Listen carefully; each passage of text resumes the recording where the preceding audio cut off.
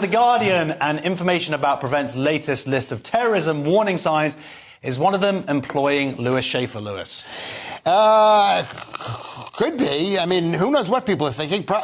Possibly, probably not, because this is Prevent. It says, and it's written in The Guardian, which says Socialism, anti-fascism, and anti-abortion on Prevent, that's the organization, whatever, it's the government thing, list of terrorism warning signs.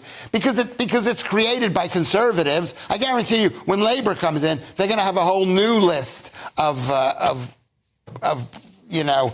warning signs. Well, this is it. So the organisation Prevent, the idea is that when teachers or youth workers, social workers see these indications, certainly for like children or teenagers, they can identify them to the police, who then can look into it. That's the idea, isn't it, Paul?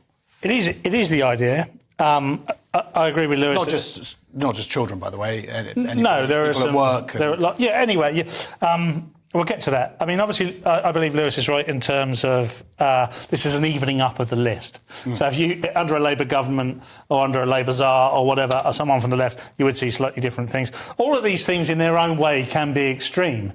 So it's not unfair to have them on there. I mean, what I'm very uncomfortable about is I want everybody to talk about everything. And the reason I do is because that's the only way you're going to be able to expose any of the bad things. If you push it all underground, or some child talks about socialism in primary school because their parents are socialists, you're kind of missing the point.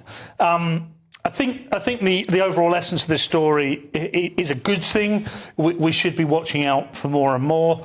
But we have to always remember that it's always the smallest of percentages that these problems come from. So perhaps we do have to report them, but I just hate the idea that we're just snitching on people and people are free to say so. That's the point. The point is, this is like the Stasi or something, or like we're in Cuba where there's a whatever, every neighborhood and corner of every street has a defender of the revolution. But it's like, but what the difference is, there are real world attacks from Islamists and from the far right. And we don't need people. The idea behind this is to prevent them. But what prevents it is we don't need people ratting on their neighbors. Well, because these people are well known.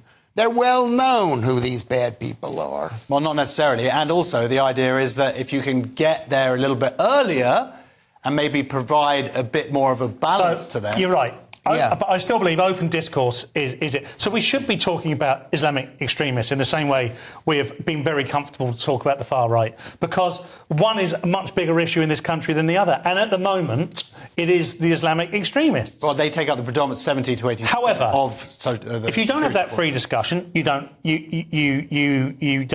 illuminate it so the public can see. But what this story is about is the real threats to this country being diffused by people who are into communism, or that's what they're basically, or anti-abortion. The idea that by adding so much to this list, we're not actually going to deal with the bigger stuff that we need to. That seems to be what the story is. I agree with. Okay, fine.